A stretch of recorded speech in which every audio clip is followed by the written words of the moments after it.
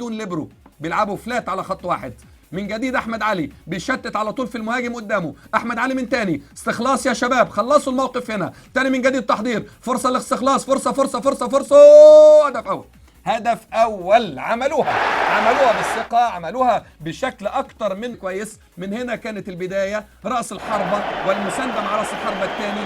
هنا كان لازم التخليص، تشتيت سيء. هنا يطلع رميه تماس او كورنر، ولكن قرر يجازف، ضغطوا عليه، خلصوها وخدوها. ثم كان دوناتي اللاعب الايطالي، لاعب اي سي ميلان الايطالي سابقا، يخترق ويراوغ ويصوب ويسجل اول اهداف اللقاء. خطأ من أحمد علي، درس من الدروس المستفادة.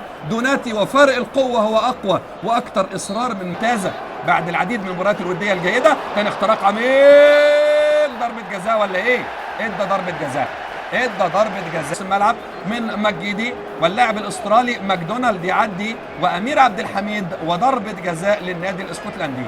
اللعب على خط واحد، ستارت 51 مباراة في 93 وعلى هدف تاني.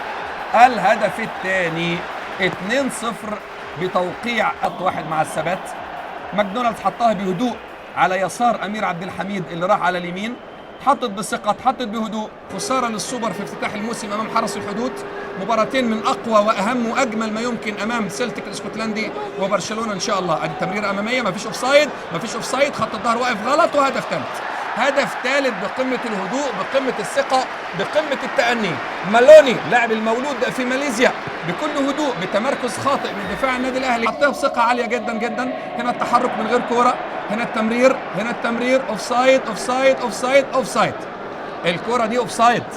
تسلل على مالوني، خدها بهدوء وعمل دوران. إحساسه بالمكان كان عالي جدا، حطها في القايم القريب في زاويه وسرعه وتكنيك عالي جدا جدا. منتخب للنادي الاهلي، شوف حاسين ان الاهلي بيمثل منتخب مصر، بيمثلنا كمصر. طلعت لوحدها والله.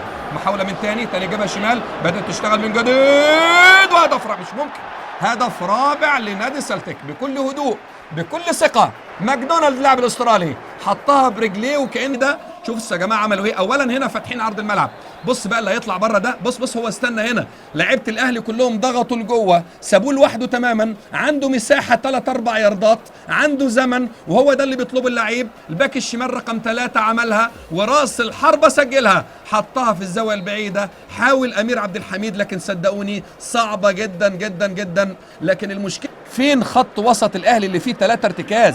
فين شبيطه، وفين احمد فتحي، وفين حسام عاشور، فين التصويب؟ والرابع الهدف الخامس. 5 اهداف لنادي سلتيك. هل لم يكن متسلل هذا اللاعب ام ماذا؟ نعم.